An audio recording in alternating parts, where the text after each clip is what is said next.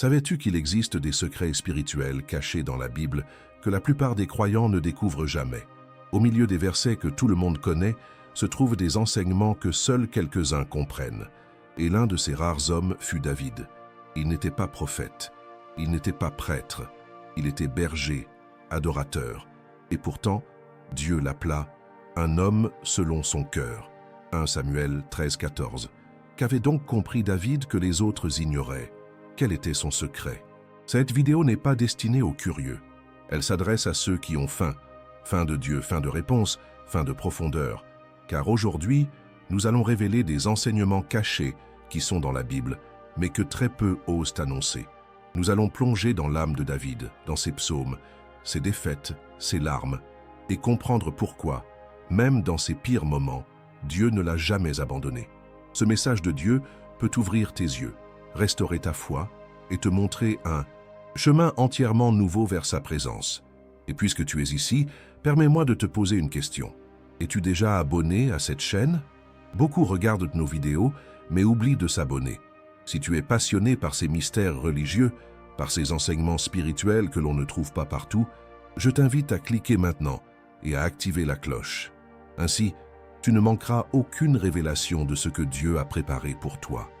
Quand Dieu regarda David, il ne vit pas un guerrier parfait ni un roi imposant. Il vit un cœur battant d'amour, de crainte, de sincérité et d'une recherche désespérée de sa présence. Dans 1 Samuel 13,14, le prophète Samuel déclare que Dieu s'est choisi un homme selon son cœur, et cet homme, c'était David. Mais que signifie réellement cette expression? Il ne s'agit pas de perfection, il s'agit d'intention. Alors que beaucoup cherchaient Dieu par intérêt, David le cherchait par amour. Il n'était pas sans faute, mais il était sensible à la voix de l'Esprit. Voilà l'un des grands mystères spirituels. Dieu ne choisit pas les plus forts, mais les plus soumis. Et cette soumission de David ne se manifestait pas seulement dans les autels, mais dans sa vie quotidienne, dans les champs, dans les cavernes, dans les batailles, dans ses larmes. David comprenait qu'avoir un cœur selon Dieu signifiait reconnaître sa propre fragilité. Dans un monde où les rois s'exaltaient eux-mêmes, David s'abaissait. Il chantait des louanges même lorsqu'il était poursuivi. Il confessait ses péchés sans chercher d'excuses. Sa relation avec Dieu était brute, réelle, sans masque. Dans le psaume 51, écrit après sa chute avec Bethsabée, il ne cherche pas à se justifier. Il ne désigne pas de coupable. Il crie, l'âme ouverte. J'ai péché contre toi seul. Quelle profondeur! Ce n'est pas une prière religieuse, c'est une conversation déchirante entre un fils blessé et un père qui sait restaurer. Cette sincérité est rare aujourd'hui. David savait que Dieu ne cherchait pas des gestes vides, mais des cœurs brisés. Voilà pourquoi Dieu se plaisait en lui, non pas à cause de son passé, mais à cause de sa vérité. Le plus frappant, c'est que ce secret de David est accessible à chacun de nous. Il ne faut pas de trône ni d'armure, il faut de la faim, une soif spirituelle, le désir d'être avec Dieu même lorsque personne ne t'applaudit. Le message de Dieu à travers la vie de David est clair, peu importe combien de fois tu tombes, ce qui compte, c'est ta réaction lorsque tu es à terre. Te justifies-tu ou te repens-tu? Te caches-tu ou cours-tu vers Dieu? David, lui, courait, avec ses larmes, ses psaumes, ses questions, mais il ne cessa jamais de chercher. C'était là son secret. Il comprenait que la véritable relation avec Dieu n'est pas une liste de règles, mais une histoire d'amour et de réconciliation quotidienne. Et dans cette histoire, chacun de nous a une place, si nous sommes prêts à nous abandonner. Aujourd'hui encore, beaucoup de dirigeants veulent l'autorité, mais peu cherchent l'intimité. David, lui, l'avait. Il ne demandait pas des couronnes ni des armées. Il demandait une chose. Je demande à l'Éternel une chose que je désire ardemment. Je voudrais habiter toute ma vie dans la maison de l'Éternel. Psaume 27, 4. Voilà ce que signifie avoir un cœur selon Dieu. Ce n'est pas une question de doctrine ou de théologie, c'est une question de présence. Ce murmure dans l'âme qui dit « Me voici, Seigneur, parle-moi ». Ces mystères spirituels nous enseignent que le plus profond de la vie spirituelle n'est pas dans le visible, mais dans le secret, dans ce que tu fais quand personne ne te voit, dans la façon dont tu adores quand personne ne t'entend. David n'a pas touché le cœur de Dieu parce qu'il était célèbre. Il l'a touché parce qu'il était honnête. Et c'est pourquoi sa vie continue de nous parler aujourd'hui. Et si tu regardes cette vidéo, aujourd'hui ce n'est pas un hasard. Dieu cherche encore des personnes selon son cœur, pas des personnes parfaites, mais des personnes sensibles, des personnes qui pleurent, qui chutent, mais qui se relèvent et disent « Seigneur, me voici ». Ce message de Dieu est toujours actuel. Comme David vivait dans un monde de guerre, de confusion et de péché, nous aussi. Mais il a choisi un chemin différent, celui de l'intimité. Il n'attendait pas d'être dans le temple pour adorer. Il transformait chaque caverne en autel. Voilà l'enseignement spirituel que nous voulons retrouver ici. Car tant que tu t'abandonnes sincèrement, tant que ton cœur soupire après la vérité, Dieu te regardera comme il regarda David. Et cela change tout. Les psaumes ne sont pas de simples poèmes anciens ni des chants pour les temps de détresse. Ce sont en réalité des clés spirituelles. Chaque verset que David a écrit porte une profondeur qui dépasse l'émotion. Il n'écrivait pas avec la raison, mais avec l'expérience. Des chants où il gardait les brebis aux cavernes où il se cachait, chaque mot naissait d'un moment réel avec Dieu. Voilà pourquoi les psaumes possèdent ce pouvoir unique. Ils ne sont pas de la théologie sèche, ce sont des cris de l'âme. Et sais-tu ce qui est le plus bouleversant? C'est que beaucoup de ces cris contiennent des codes divins qui, encore aujourd'hui, ouvrent des portes spirituelles. Ce sont des paroles qui activent la foi, la restauration, la guérison. Cette sagesse biblique est l'un de ces mystères religieux que peu saisissent pleinement. Par exemple, lorsque David dit « Quand je marche dans la vallée de l'ombre de la mort, je ne crains aucun mal, car tu es avec moi. » Psaume 23, 4. Il ne prononce pas un discours de motivation. Il déclare une vérité spirituelle qui brise la peur. Il connaissait le pouvoir des paroles prononcées avec foi. Ainsi, les psaumes sont plus que de la littérature, ce sont des outils. Chaque fois que tu répètes l'un d'eux avec ton cœur, tu ouvres une dimension de connexion avec Dieu. Le psaume 91, par exemple, est utilisé par des milliers pour la protection. Mais peu comprennent que sa puissance ne réside pas dans la récitation mécanique, mais dans la foi vivante qui habite derrière ces mots. Voilà l'enseignement spirituel qui change tout. Ce n'est pas le texte en lui-même, mais la foi qui soutient le texte qui transforme. David utilisait aussi les psaumes comme des armes, non seulement pour se consoler, mais pour déclarer la guerre spirituelle. Dans le psaume 3, entouré d'ennemis, il écrit « Beaucoup sont ceux qui s'élèvent contre moi. Mais toi, Éternel, tu es un bouclier autour de moi. » Il ne s'enfonçait pas dans le désespoir. Il transformait l'adoration en réponse. Ce message de Dieu est capital pour nous aujourd'hui. Au lieu d'abandonner, nous devrions chanter. Au lieu de nous plaindre, proclamer. Les mots des psaumes sont comme des épées invisibles. Ils percent les ténèbres, libèrent les anges, fortifiant l'âme. Ce n'est pas de l'exagération.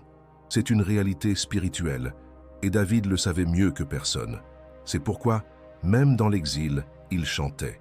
Un autre mystère spirituel puissant réside dans la manière dont les psaumes révèlent le cœur humain en toute transparence. David n'avait pas peur de montrer sa tristesse, sa colère, sa culpabilité. Dans le psaume 13, il demande « Jusqu'à quand, Éternel, m'oublieras-tu » Cela peut sembler irrévérencieux, mais ce n'est pas le cas. C'est intime, c'est sincère, et Dieu répond aux sincères. Les psaumes nous apprennent que nous n'avons pas besoin de prières parfaites, mais de prières vraies, que nous pouvons parler à Dieu tel que nous sommes, sans masque. Et cela ouvre le ciel. David nous a laissé une carte pour entrer en relation avec Dieu depuis les profondeurs de l'âme. Et cette carte n'est pas doctrinale, elle est émotionnelle, spirituelle, humaine. Alors la prochaine fois que tu lis un psaume, ne le fais pas comme si tu lisais une poésie. Lis-le comme quelqu'un qui cherche une clé pour une porte encore fermée. Demande la révélation, médite, proclame-le à voix haute, car dans ces mots anciens se trouve une puissance toujours nouvelle. Il y a de la vie, il y a des réponses. Voilà un enseignement spirituel qui peut transformer ta vie de prière et ta communion avec l'éternité. Et maintenant que tu connais ce code, tu es plus proche de vivre l'expérience de Dieu comme David l'a vécu, au milieu des ombres. Mais avec la certitude que tu n'es pas seul. L'un des plus grands mystères de la Bible est pourquoi Dieu rejeta Saül, mais pardonna David.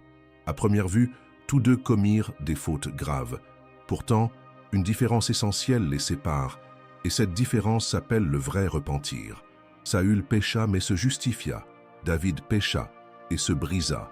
Dans le psaume 51, David ne cherche pas à sauver son image. Il dit « Crée en moi un cœur pur, ô Dieu, et renouvelle en moi un esprit droit. Quelle profondeur! Ce verset n'est pas une simple prière, c'est un acte de reddition totale. C'est la confession d'un homme qui n'a pas peur de se mettre à nu spirituellement devant Dieu. Et c'est cela qui fait toute la différence. Car le repentir n'est pas du remords émotionnel, c'est une transformation spirituelle.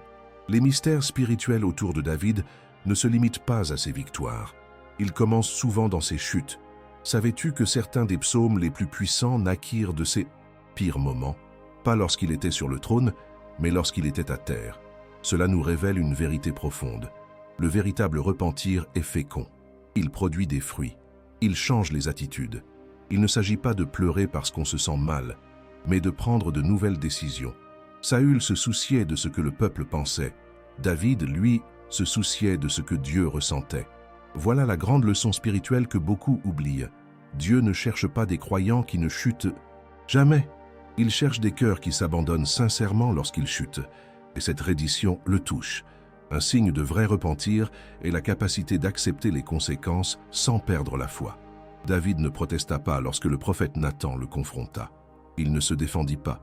Il dit simplement « J'ai péché contre l'Éternel ». Point final. Il ne demanda pas une issue rapide. Il ne chercha pas de coupable. Et pourtant, il continua à adorer. Voilà ce qui est puissant. Serais-tu capable de continuer à louer Dieu même lorsque ton erreur a un prix? David, lui, le fit. C'est pourquoi Dieu le restaura, car sa foi ne dépendait pas des bénéfices, mais de la vérité. Ce message de Dieu est vital aujourd'hui, à une époque où beaucoup recherchent seulement les bénédictions, mais fuient le brisement. La restauration n'est pas pour les orgueilleux, mais pour ceux qui savent plier le genou. Le contraste entre David et Saül est à la fois un avertissement et une invitation. Un avertissement à ne pas vivre une foi superficielle, fondée sur les apparences, et une invitation à vivre une foi profonde, enracinée dans l'honnêteté. La sagesse biblique nous dit « Dieu résiste aux orgueilleux, mais il fait grâce aux humbles ». Jacques 4,6. Saül voulait sauver sa réputation. David voulait sauver son âme. Voilà toute la différence. Et toi, où te situes-tu? Es-tu plus préoccupé par ce que les autres pensent ou parce que Dieu voit au plus profond de ton cœur? Car la Bible n'a pas été écrite pour ceux qui se croient justes, mais pour ceux qui sont prêts à être transformés. Alors, si aujourd'hui tu luttes avec la culpabilité, avec les erreurs du passé, avec des blessures que tu t'es toi-même infligées, souviens-toi de ceci. Il n'existe aucun péché plus fort que la grâce de Dieu, mais cette grâce s'active par un cœur humble, avec des larmes sincères, avec des confessions vraies. Tu n'as pas besoin d'être parfait, tu as besoin d'être vrai. Comme David, voilà la clé, voilà la porte, voilà le mystère spirituel que beaucoup ne voient pas, qu'au cœur de ton pire moment, tu peux être plus proche de Dieu que jamais, si tu oses te repentir véritablement. Quand on pense à David, on l'imagine facilement l'épée à la main, affrontant des géants ou dirigeant des armées. Mais on parle rarement des guerres invisibles qu'il dut affronter, celles qui ne se livrent pas avec des armes, mais avec l'âme. David n'a pas seulement combattu les Philistins, il a aussi lutté contre le découragement, le rejet, la tentation, la peur, et même contre lui-même. Le plus impressionnant était que beaucoup de ces combats, il les mena en silence. Personne ne l'applaudissait, personne ne le voyait. Et pourtant, il était là, dans la caverne d'Adulam, écrivant des psaumes pendant que ses ennemis le traquaient. Ces mystères spirituels nous montrent que le vrai guerrier spirituel n'est pas celui qui crie le plus fort, mais celui qui prie le plus profondément. David savait qu'avant de conquérir une ville, il devait conquérir son propre intérieur. C'est pourquoi, chaque fois qu'il se sentait oppressé, il ne perdait pas la tête. Il revenait à Dieu. Dans le psaume 142, écrit depuis une caverne, il crie « De ma voix, je crie à l'Éternel. De ma voix, je supplie l'Éternel. » Au lieu de chercher vengeance ou affirmation personnelle, il cherchait la couverture divine. Cette sagesse biblique nous enseigne que la guerre spirituelle se gagne dans le secret, dans l'invisible, dans l'intime. Elle ne se gagne pas en disputant avec les hommes, mais en déposant son cœur dans la prière. Et David le comprenait si bien qu'il transformait chaque crise en une occasion de se rapprocher de Dieu. Voilà une véritable stratégie spirituelle. L'un des combats les plus rudes de David fut celui du rejet. Oublié par son père, ignoré par ses frères, poursuivi par son roi. Et pourtant, il ne laissa jamais l'amertume l'envahir. Sais-tu combien cela est difficile? Beaucoup s'éloignent de Dieu lorsqu'ils se sentent seuls. David, lui, s'en approchait davantage. Dans le psaume 27:10, il l'exprime avec force. « Car mon père et ma mère m'abandonnent, mais l'Éternel me recueillera. » Ce message de Dieu est particulièrement fort pour ceux qui ont été blessés par leurs proches, car David nous enseigne que même lorsque les hommes faillent, Dieu demeure. Et cette vérité est plus puissante que n'importe quelle trahison. Mais il y a une autre guerre que David affronta, celle de l'orgueil. Il était un héros national, aimé du peuple, loin de Dieu. Et pourtant, il s'abaissait constamment. Au lieu de se croire supérieur, il se prosternait. Dans le psaume 131, il confesse « Éternel, je n'ai ni un cœur qui s'enorgueillisse, ni des regards hautains.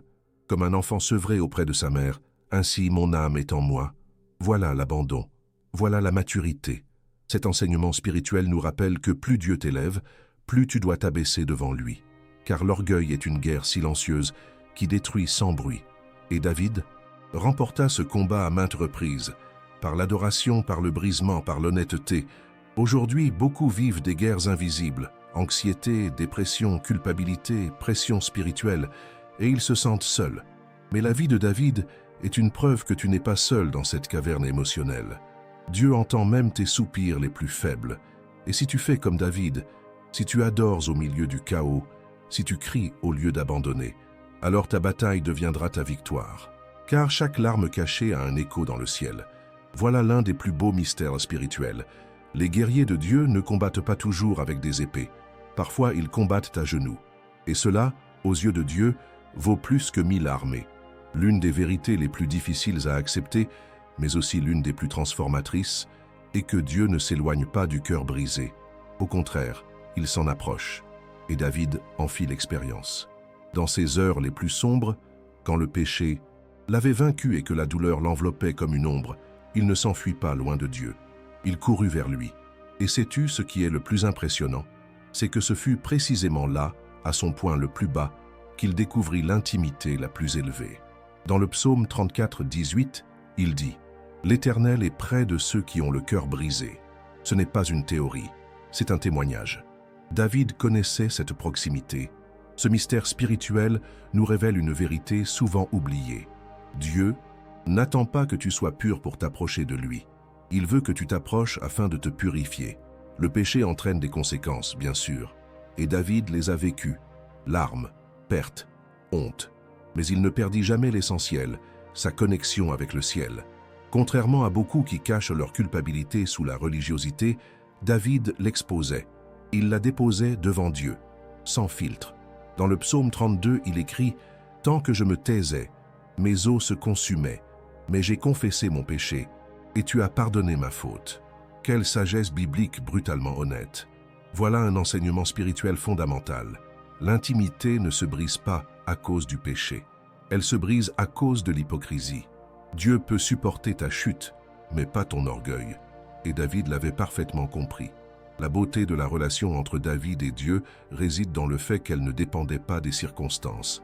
Il adorait dans le temple comme dans le désert, dans la victoire comme dans la perte, après avoir péché et après avoir été pardonné.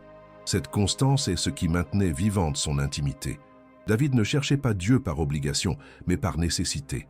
Il savait que son âme ne pouvait respirer sans sa présence. Dans le psaume 51:11, il supplie « Ne me retire pas ton Saint-Esprit ». Ce cri n'est pas religieux, il est vital. C'est l'appel d'un homme qui préférait perdre son royaume plutôt que de perdre la communion. Et cela, ami, vaut plus que 1000 sacrifices. Souvent, nous croyons que lorsque nous chutons, Dieu nous met en pause spirituelle, comme si nous devions regagner son attention. Mais la vie de David nous crie le contraire. Dieu se plaît à restaurer, à relever, à embrasser de nouveau. Voilà un enseignement spirituel qui guérit l'âme, car il nous montre que l'intimité avec Dieu n'est pas une récompense, mais un cadeau. Elle ne se gagne pas, elle se reçoit. Et plus tu es sincère, plus tu es proche. As-tu remarqué que les moments les plus profonds d'adoration n'est-ce pas de la perfection, mais du brisement? Ce fut ainsi pour David, et ce peut être ainsi pour toi aussi. Alors, si aujourd'hui tu te sens indigne, distant, desséché à l'intérieur, ne fuis pas. Fais comme David. Parle à Dieu. Dis-lui ce que tu ressens, même si ça fait mal, même si tu n'as pas de belles paroles, car cette honnêteté ouvre le ciel. Ce mystère spirituel n'est pas fait pour savoir plus, mais pour vivre mieux, pour te rappeler que même au milieu du péché et de la douleur, Dieu est toujours là, attendant, écoutant, aimant. Et si tu fais un pas vers lui, il courra vers toi, comme il l'a fait pour David. Et cela, crois-moi, peut changer toute ta vie. Il existe une chose que le monde spirituel reconnaît sans résistance, l'autorité de celui qui adore. Et David le savait. Dès sa jeunesse, avant d'être roi, avant d'avoir une armée, il possédait déjà un outil puissant entre ses mains, la harpe. Ce n'était pas seulement un instrument de musique, c'était une arme céleste. Avec elle, il ne composait pas seulement des psaumes, mais il ouvrait des portails, apaisait des tempêtes intérieures et faisait descendre la paix dans des lieux dominés par le chaos. La Bible raconte que lorsque Saül était tourmenté par un mauvais esprit, David jouait de la harpe et l'esprit s'enfuyait. 1 Samuel 16, 23. Voilà ce qu'est l'autorité spirituelle, et elle ne venait pas d'un titre, mais d'une relation intime avec Dieu. C'est l'un de ces mystères spirituels que beaucoup ignorent. L'adorateur véritable gouverne les atmosphères spirituelles. David comprenait que la louange n'est pas seulement un chant, c'est une déclaration de guerre. Quand il élevait sa voix, ce n'était pas pour divertir, c'était pour établir la présence de Dieu. Et là où se trouve sa présence, l'ennemi ne peut résister. C'est pourquoi avant chaque grande bataille, avant de prendre des décisions, David consultait l'Éternel. Et souvent, il adorait. Son cœur d'adorateur lui donnait accès à une dimension spirituelle où d'autres ne voyaient que des problèmes. Cette sagesse biblique nous enseigne que la véritable adoration ne dépend pas du lieu, mais du cœur. David adorait dans les champs, dans les cavernes, dans le palais, dans le temple, car il savait qu'adorer n'est pas un acte ponctuel, c'est une attitude constante. Il existe une scène puissante dans 2 Samuel 6, 14, où David danse de toutes ses forces devant l'Éternel, sans se soucier du regard des autres. Même la critique de sa femme Michal ne l'arrêta pas. Sais-tu pourquoi? Parce que celui qui connaît la présence n'a pas besoin d'approbation. Cet enseignement spirituel est capital. Lorsque tu comprends ce que la louange libère dans le monde invisible, tu n'adores plus pour être vu, mais pour voir Dieu. David fut humilié par son abandon, mais exalté par son cœur. L'adorateur devient un trône vivant, un lieu de repos pour l'Esprit de Dieu. Et cela ne s'achète pas, ne s'improvise pas. Cela se cultive avec du temps, des larmes et de la sincérité.